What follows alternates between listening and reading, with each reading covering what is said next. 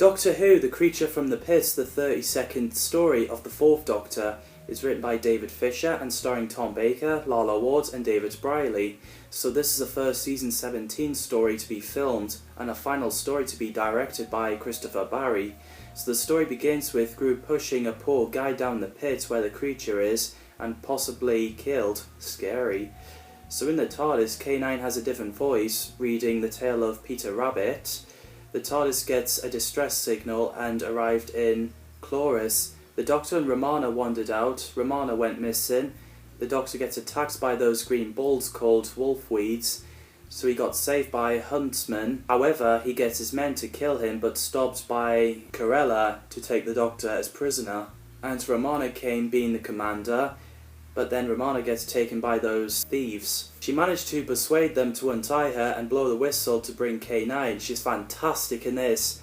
I love her rebellious acting there. So K9 stung Torvin, so Romana and K9 escaped. And I find the bit where the Doctor, as he's in stocks, got the gods to scratch his nose pretty funny. So he knocked them out. As he's opening the door, he ended up meeting Adresta. As the Doctor got taken to the pit for his execution, Doran gets pushed in and killed by the creature. What's that?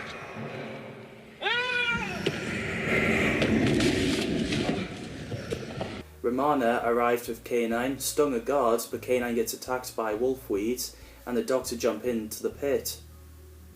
So Romana kept begging to get the Doctor out the pit, or at least let her jump in, after secretly seeing the Doctor climbing on walls. But Adrasta wouldn't have it, and thank God K9 is still alive, and he's made of metal. As they head back to the throne room, Romana said the K9 can give Astra the information about the TARDIS, and Romana is the only one who can operate K9. Meanwhile, Torvin tells the thieves that they need to head out because he's worried that he might be exposed as Romana and K9 escaped. The Doctor fell down to the floor after dust kicked to his face and using his scarf as a harness. As he walks through the pit and found Doran's corpse, he then met Organon, who's hiding, so they both walk through the pit. You don't know? What do you mean you don't know?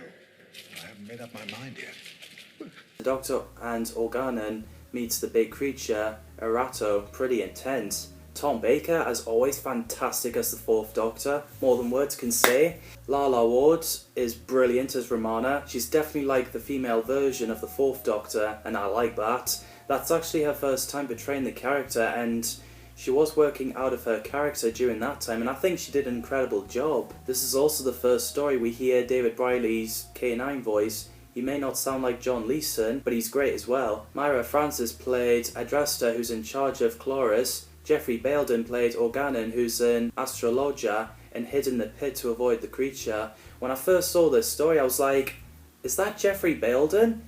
Who I've known him as Crowman from Wurzel Gummidge, starring John Pertwee. It's cool that he's in it. Apparently he was considered for the role as the First Doctor before William Hartnell got casted. So he later played an alternative version of the Doctor where he doesn't leave Gallifrey, which is cool. It's like getting Tom Cruise to play Iron Man variant for Doctor Strange The Multiverse of Madness. Uratu is a Tithanian ambassador from Tithonus, which I thought it was cool and funny design. Apparently there was a complication of model work. The puppet version was unavailable for rehearsals and there wasn't time for redesign. The creature is known for a certain scene which I'll get to later. John Bryant played Torvin, who was a miner but later being the leader of the thieves. Nice hairstyle, mate. Eileen Way played Corella, who's a vizier for Adrasta. David Telfer played Huntsman, a soldier who controls the wolfweeds, and I thought the wolfweeds are pretty cool. They're mobile plants from Chloris. Morris Barry played Tolland, who's an engineer who got pushed into the pit. Terry Walsh played Doran, who's an engineer. Adrasta gave him and Tolland a mission to find out the function of Tithonia ship. Every time I say Tolland, I almost said Tom Holland there. Edward Kelsey and Tim Monroe played Edur and Anu, who were also miners and became band of thieves. The casts did a great job, the sets and effects are great, and I love the music by Dudley Simpson. So Organon and the gods took cover and sealed the rock door where the Doctor and Erato are. Organon gets the gods to try break the door down because what if the Doctor is still alive? Torvin and his men went in the throne room to steal some stuff and they were fascinated by a Tythonian communicator, so they took it with them, and they seem to be mind controlled or something. Meanwhile, as the Doctor tries to communicate with Erato, which I'm going to mention now, I'm afraid, young audience, this is like what I did with Green Death retrospective on how they made giant maggots. If you could skip to those numbers, as it may not be appropriate, you know, just give you some time to skip it. Giving you guys 3, 2, 1. Okay. Christopher Barry, the director, and Matt Irvin, visual effects designer, got addressed by the BBC management for that scene as it's phallic. During the filming of that scene, the whole crew laughed so hard, couldn't even stop laughing watching that scene, giving me dirty mind. Right, that's all need to be mentioned about that scene, so let's continue with the plot. So Romana went down the pit with K9, addressed to Carla and the guards, and they're surprised to see Organon still alive. As K9 is lasering the door, it strengthened it.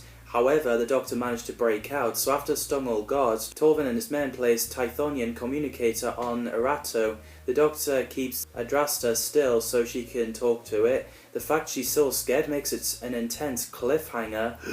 So holding the Tythonian communicator makes it speak with the sound of your voice, like the Doctor touches it and it speaks with his voice, which is really cool. Yeah, just imagine touching this and asking, hey, how you doing? Yeah, I'm alright, mate. Adrasta is held at gunpoint by K9 but later got covered by wolfweeds.